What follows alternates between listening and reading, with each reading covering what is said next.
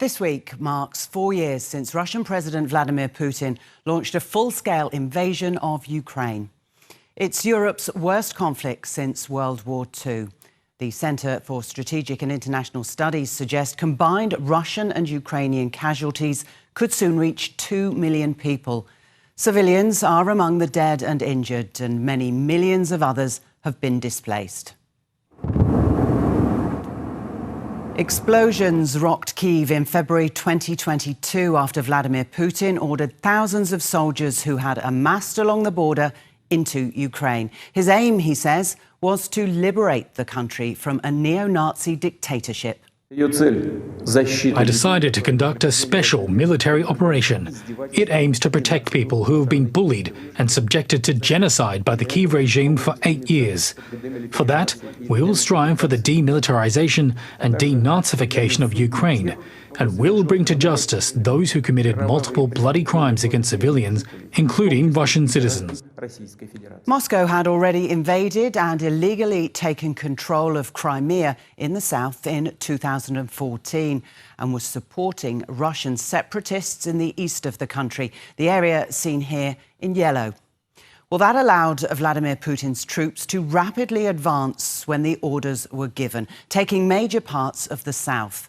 Russia also occupied areas in the east and north.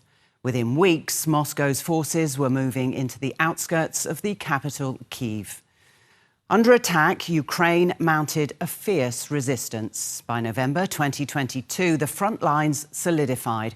Support and weapons from the west helped Ukraine repel Russia from much of the north.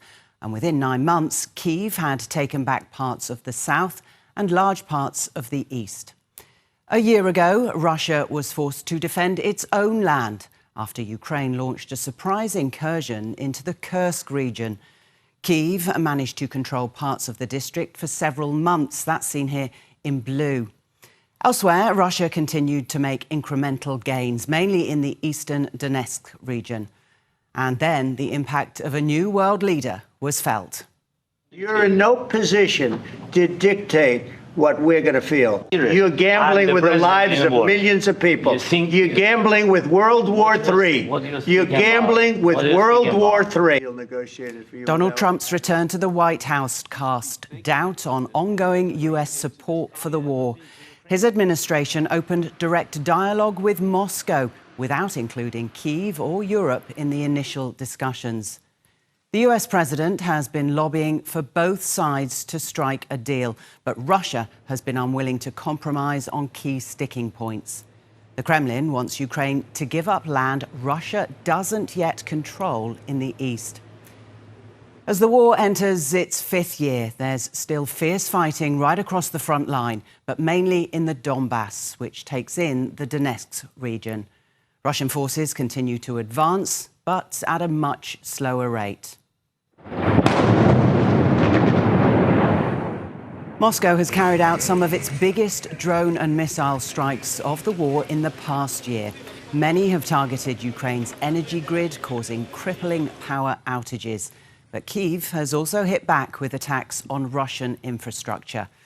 With the backing of key allies, including the Coalition of the Willing, the Ukrainian president says his country wants the war to end through diplomatic means. We continue to work every day specifically to ensure that the next round of negotiations can bring results for Ukraine and results for peace.